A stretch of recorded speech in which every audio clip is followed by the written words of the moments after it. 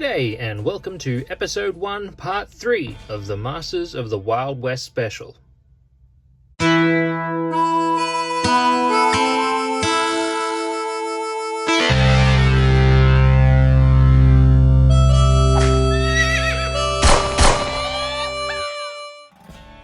If you haven't seen parts 1 or 2, I do recommend checking them out. This will make a whole lot more sense.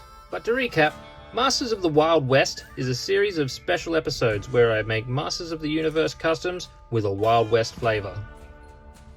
We've kicked it all off with our first custom figure, Doc Hodgins, based on my buddy Adam from Go Figure. In part 1 we sculpted a custom head, in part 2 we painted and assembled the figure. Now, in part 3, we're going to be making accessories, because no Master of the Universe figure is complete without accessories. The first accessory we're going to make is Doc's flannel vest. This is essentially going to be a direct copy of the Prince Adam vest, except I have some checkered fabric. I know it's not quite the same as a plaid pattern, but it's the closest I could find with small enough checks, so it'll do. So I have this Prince Adam vest here in pretty battered shape. It's something I'm planning to fix in a video, but I just haven't gotten around to it yet. Anyway, I'm going to use it to make a pattern and then sew up a new vest for Doc Hodgins. Let's get to work.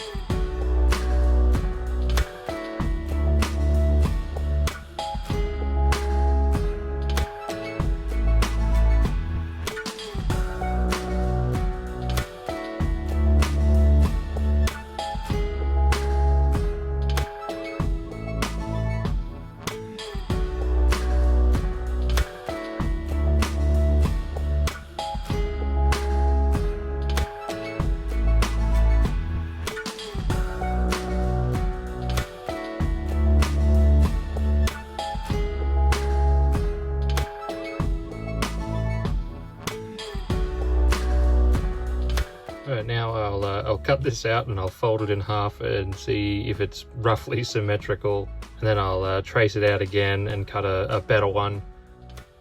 And I think because of the fabric that I'm using, I'm going to have to add some extra material, fold it over and sew the edges so that I don't end up with all this fraying. We'll give it a try, see if it works.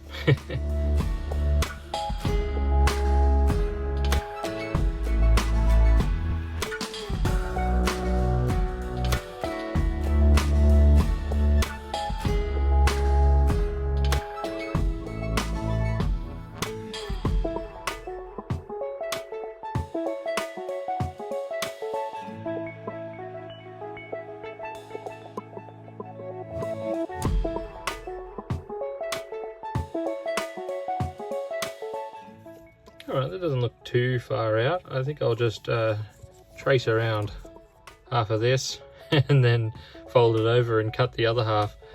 We should end up with something fairly close. Basically, we're just splitting the difference from here.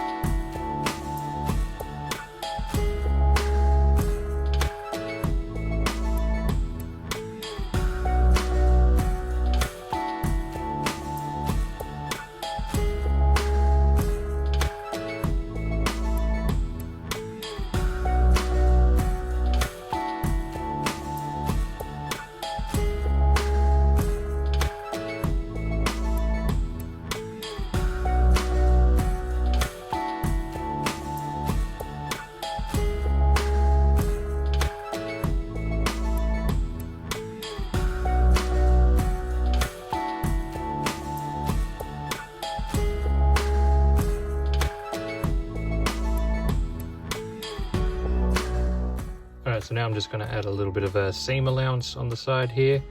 Stitching it up's got to be a bit of a pain, but I really don't want to have frayed edges on this thing, so we'll see how we go.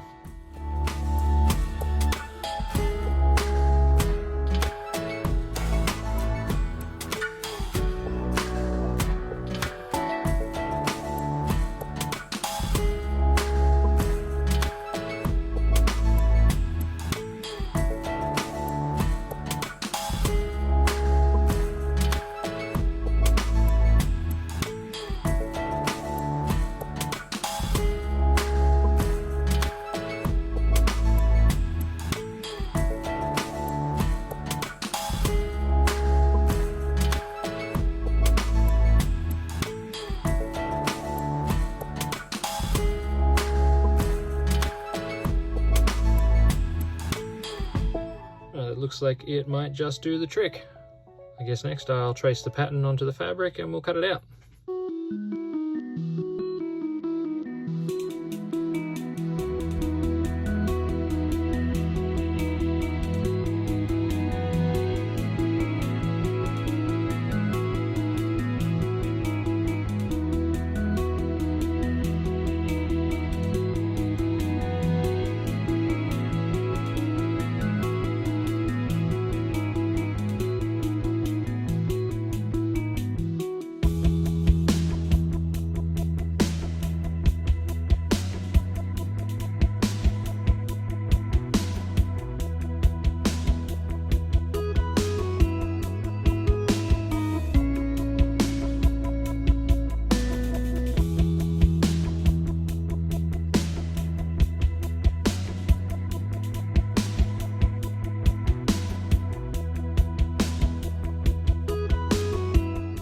Alright, it's all cut out, so now I just need to fold over all my edges. I'm going to glue them down with this English paper piecing glue that I borrowed from my wife. In fact, I borrowed the fabric scissors. I promised not to use them on paper.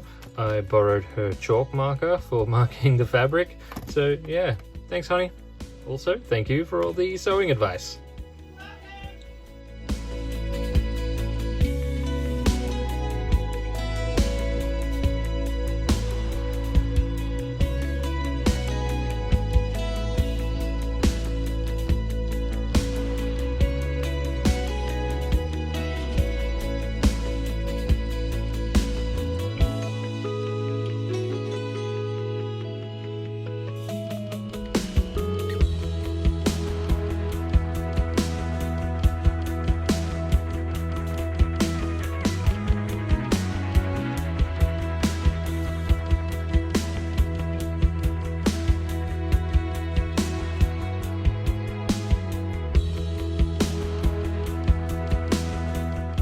Alright, so the seams are all glued down and that's just going to help hold everything together while I sew it up.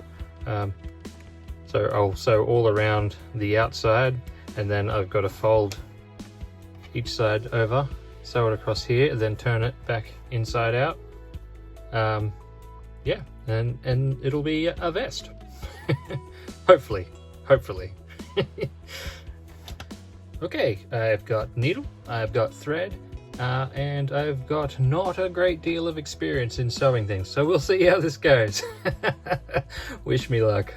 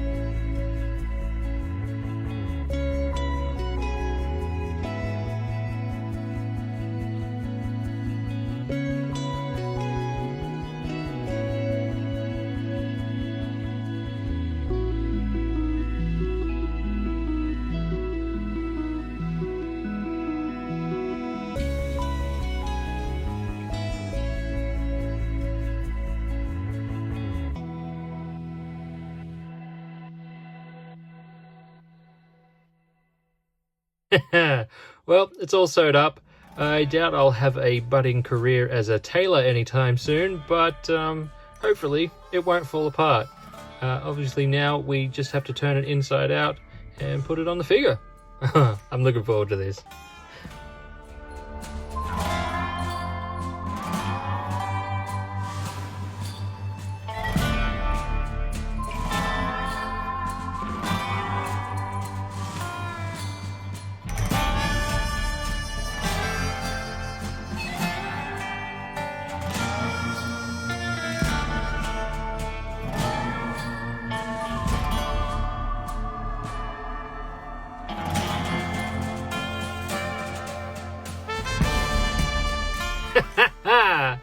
Oh, look at that. Oh, I'm pretty happy with that. It's definitely not perfect, and I've got to cut away some stray threads, but for a first attempt, that's not too bad. The whole time I was pulling it on, I was convinced that it was about to just rip apart, but it held together. I think my pattern could use a bit of refining too. It's choking up on the shoulders and that, but I think it's serviceable. Yeah, happy days. Alright, I ended up sewing a second one that's just a little bit neater. There's fewer little frayed edges to clean up. And then, to make the best use of the fabric, I laid the pattern over at a 45-degree angle. And what this resulted in was the third vest here, where you can see the checks essentially run straight up and down on the front, whereas the original way, cutting with the checks on the front are diagonal. They actually run straight up and down on the back. Now I actually quite like the way it looks like this, so I think I'm going to leave it. However, if you wanted to, with a pattern like this, you could make the front and the back piece separate, cut the front at a 45-degree angle, cut the back straight onto the check, and you would end up with your check straight up and down on the front and the back, which is kind of cool. I might do that eventually, but for now, let's move on. So yeah, this is the third one with the checks running up and down on the front, but they run diagonal on the back. So let me know in the comments. Tell me which one you prefer. And there we have it. That's about all the time we have for this episode. It may be a fairly simple piece of clothing, but it's very time consuming. So we'll wrap it up here. In the next video, we're going to tackle some more accessories. He definitely needs a hat, and he'll need a gun. So yeah, we still got plenty to go. I do hope you've enjoyed the journey so far. I know I've been having a lot of fun with this. Thank you all so much for watching this video. If you've enjoyed it, please leave a like, leave a comment. Let me know what you think about the checks. And I do hope to see you again in episode 1, part 4 of Masters of the Wild West.